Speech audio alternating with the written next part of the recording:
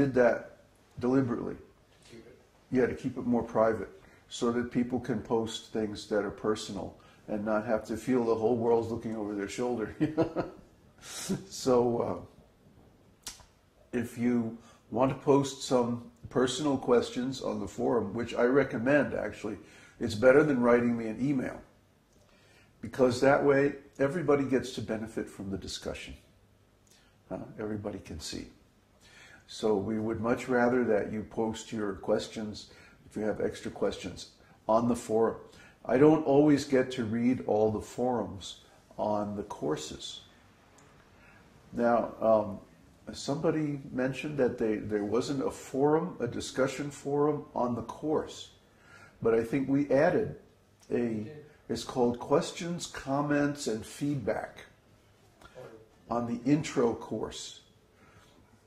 Now, another comment that we got is the courses are changing. Yeah, we're adding things sometimes, modifying things other times. The courses are a work in progress. It's more or less always going to be that way, because as we gain more experience in dealing with students, we're going to see that certain parts of the course work better than others, or there's some things that pretty much all of the students are having trouble with, and we need to rewrite that section and so on like that. So we're always going to be working on the courses, but because you have the key, you can always go back and check them and see if there's anything new or anything you missed. Like that. Whenever there's something updated, I tell the students about new stuff so they can go back and take the benefit of that. That's a good idea, yeah. So, cold. Anyway, material bodies, huh? Yeah, we all got it. Even Uddhava is getting a little sniffle. And he's always the last one to get sick because he's so fiery. Oh well. So today's topic is more Vyabhicāri-bhāvas. Still more and more and more. The same we were doing last week, right? The ones that we were going to do last week, we'll do this week instead. Something happened last week. There was a mutiny. And anyway, it was very nice that they want to celebrate this Vyas Puja. We don't feel the need for all this stuff, this ceremony and all this stuff. It's like just the fact that the devotees are here and they're serving, and they are doing such a nice job of learning devotional service. That's enough for me. That's sufficient evidence of their devotion. We don't need ceremonies and throwing flowers and all this stuff. If you want to do that, that's nice, but it's not so much necessary. I think Krishna is in everybody's heart. He can see our devotion. He can see everything. So we don't need to so much show externally. And when the focus is on Vaidhi Bhakti, maybe then everything has to be shown externally.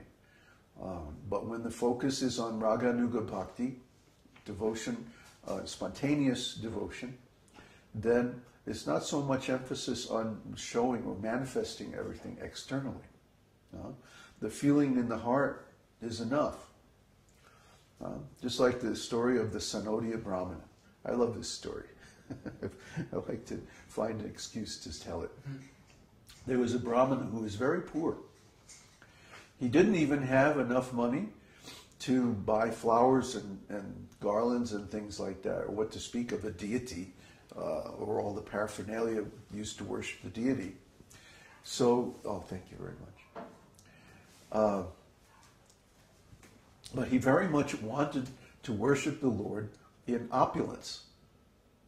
That was his mood. His mood was Vaikuntha, opulence. So one day, he was sitting in a class on Srimad Bhagavatam, and he heard that famous verse from the 11th canto.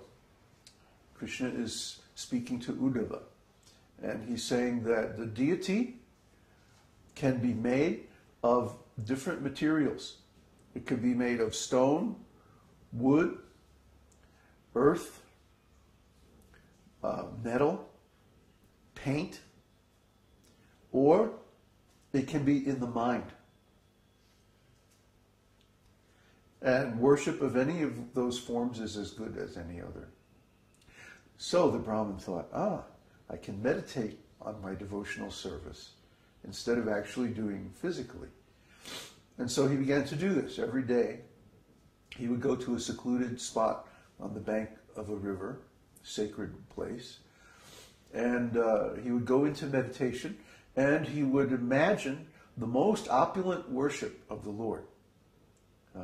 And he was doing everything: cooking, cleaning, decorating the temple, dressing the deities, going on the altar, offering so many preparations and so many artiks and different kinds of worship, and all with the finest ingredients and gold and silver paraphernalia and jewels and so forth.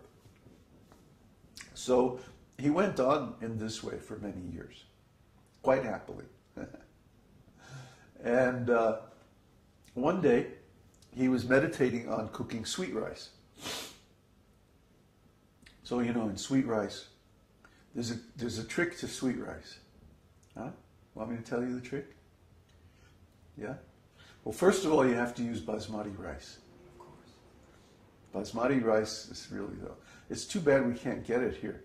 I don't know. You know why they don't let you bring rice in to Chile? It's too good. Yeah, that's right. Their local rice here is very bland. It just doesn't have any flavor. I guess we're spoiled. Anyway, you don't get any of those nice long grain varieties that we see up north. But anyway, you start with basmati rice. You take a little bit of ghee, just a tiny little bit of ghee, and you roast the basmati rice in the pan until it just changes color enough that you can see. You don't want to make it like brown, but it just changes color a little bit. Then the proportion. The proportion has to be 1 part of rice to 8 parts of milk. Very important. Yeah, everybody says that. Isn't that too much milk? Isn't it going to be like watery? No, trust me. But the thing is, what you do is, you put the milk in with the rice, bring it to a boil, and then you cook it down at least 30 or 40%. That means you have to boil it for maybe an hour. By that time, the rice starts to fall apart and it goes into the milk. And the milk also, because it evaporates, gets very thick. Okay? And then, he's lusting over it already. So then, at the end, and you put in sugar, or whatever sweetener you're going to use, after the milk cools a little bit. Especially if you're using brown sugar or honey as a sweetener. Don't put it in while the milk is very hot. You can curdle the milk. We've had this happen with certain types of brown sugar. You can actually curdle the milk. So wait till the milk cools down a bit and then put the sweetener in. And then, Very cool. ready for the secret? Mm-hmm. A pinch of black pepper. Ew. You would never guess, would you? You would never guess. That's the secret. That's the secret to like nectar falling off your chair, sweet rice. Have you tried that? No, I haven't tried it. Black pepper. Yeah, Pishima showed me that. Who?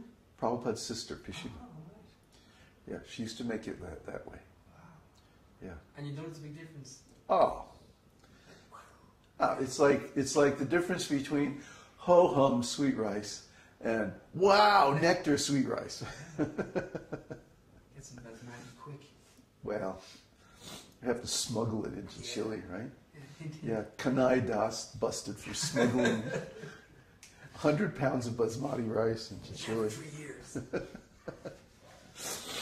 Well, so anyway, the Brahmin was cooking sweet rice. And he was at the point of adding the sweetener. He wanted to make sure that the sweet rice had cooled enough. So he put his finger into the sweet rice. But it was still too hot. And it burned his finger. It broke his meditation. And he came out of his meditation and he looked at his finger and it was actually burnt. So at that moment, Lord Narayan in Vaikuntha began to chuckle. Ha, ha, ha, ha. And Lakshmi asks him, "Oh, my Lord, what's so amusing?" He says, "You'll see." And he immediately sent a Vaikuntha airplane to go pick up